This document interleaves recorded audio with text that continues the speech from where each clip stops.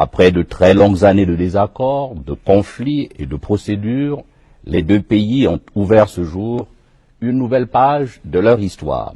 Monsieur le ministre, bonsoir. Bonsoir, cher. Sentiment de mission accomplie. Au moment où l'ensemble de la communauté internationale célèbre une réussite exceptionnelle et exemplaire, due, il faut le dire, au chef de l'État camerounais. Et j'en fais le témoignage ce soir et je me ferai fort d'emporter témoignage partout où cela sera nécessaire. Cet événement, de par sa nature, de par le résultat que l'on obtient, mérite que l'ensemble de la communauté nationale le salue et que nous ne laissions pas aux autres exalter ce que nous-mêmes nous avons su produire grâce au chef de l'État, son Excellence Paul Biya. Si c'est nécessaire, je le dirai au cours de la soirée. Tout à fait. Pourquoi je peux m'avancer de façon aussi catégorique sur ce point, parce que je pense que j'ai eu une position privilégiée pour voir comment un homme d'État a su déployer sa sagesse, sa patience, sa ténacité et rester permanemment sur la brèche jusqu'à ce que le résultat escompté soit obtenu. Cette vidéo-là est un peu comme un trophée pour les Sardinats. Je vous dis, pour les Sardinats, cette vidéo-là est comme un trophée. Un trophée. Parce que dans la vidéo, le professeur Kamto dit que Paul Biya a bien géré Bakassi. Il le dit. Ce sont les faits. Il dit que non, Paul a bien géré Bakassi de manière patriotique.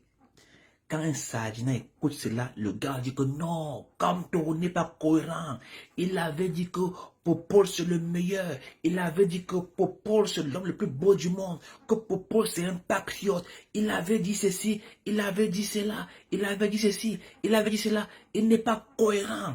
Tu dis ok, en quoi le président Kamto est-il incohérent? Il dit que non, il avait dit que Popol c'est le meilleur. Ok, être incohérent, c'est dire une chose aujourd'hui et plus tard dire son contraire. Ouais, c'est ça être incohérent. Tu dis aujourd'hui une chose et plus tard tu dis son contraire. Sauf que le président Kamto n'a jamais dit le contraire de ce qu'il avait dit avant.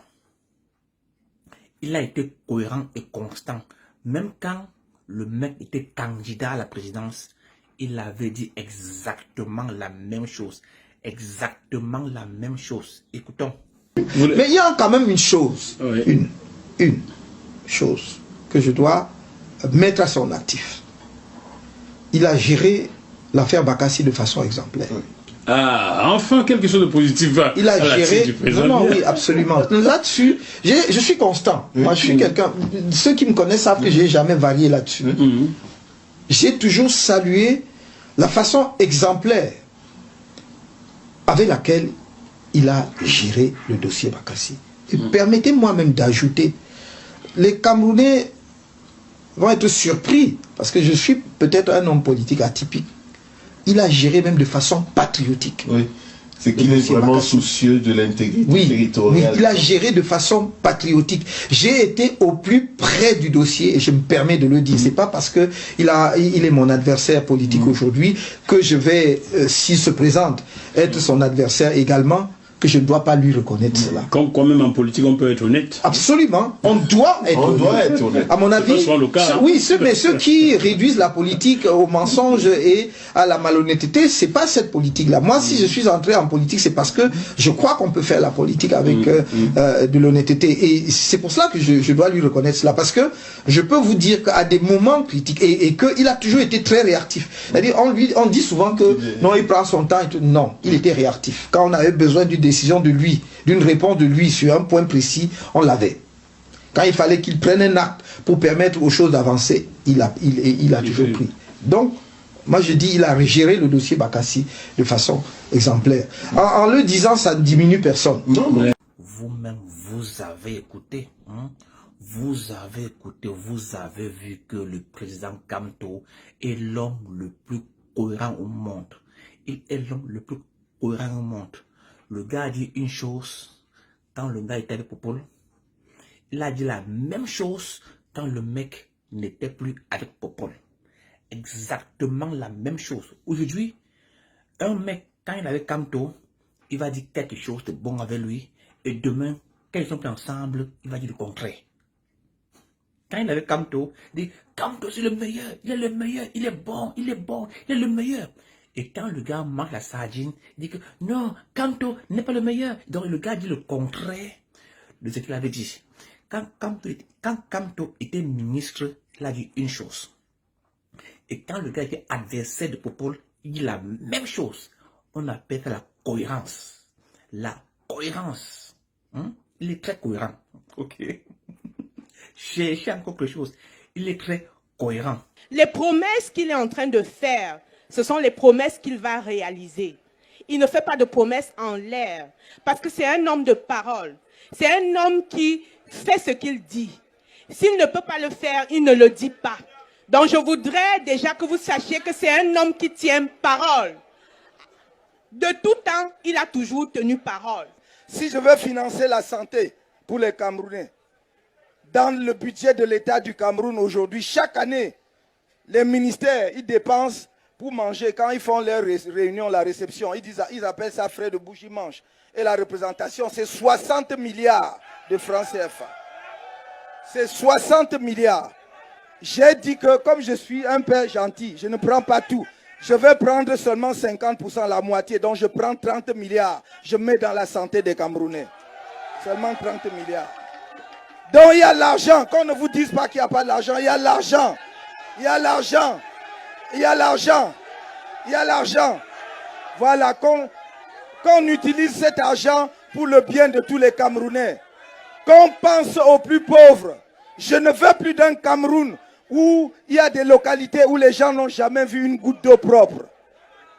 De l'eau propre. J'ai vu dans ce pays, à Ouaza, des gens attendre que la pluie tombe dans la rue pour qu'ils ramassent des gouttes d'eau dans la pluie de la rue pour boire. Ici. Oui. Vous êtes ici à Bolova, dans le sud. Dans le sud, si vous allez à Oveng, est-ce que quelqu'un connaît Oveng ici? Est-ce qu'il y a une route bitumée pour aller à Oveng? Est-ce qu'il y a l'électricité à Oveng? Est-ce qu'il y a l'eau à Oveng? Donc, qu'on ne vienne pas vous dire, parce qu'on vient ici vous opposer, écoutez-moi, pour opposer les Camerounais entre eux, pour semer la haine entre les Camerounais, on dit que le pouvoir c'est entre les mains des gens du Sud. C'est faux. Le pouvoir est entre les mains d'un groupe de personnes qui viennent de tous les gens du Cameroun. Une petite poignée de personnes qui contrôlent tout. Ils veulent tout pour eux. Ça ne suffit jamais. Ils prennent, ça ne suffit pas. Ils prennent, je ne sais pas ce qu'ils font avec tout ça. Donc on va travailler. Si ce n'était que moi, si je vivais pour moi, je n'aurais aucune raison d'entrer en politique parce que je peux gager ma vie et me suffire à moi-même. Mais je suis un fils de ce pays et je me suis décidé à me battre aux côtés de mon peuple jusqu'à la gare, jusqu'à la victoire. Un nouveau soleil va se lever qui va briller pour tous les Camerounais parce qu'ensemble on va le faire. Je ne le ferai pas seul. Je ne peux pas réussir à le faire seul. C'est avec vous. C'est ensemble qu'on va le faire. Regardez derrière vous. C'est pas moi. Je n'ai rien dit.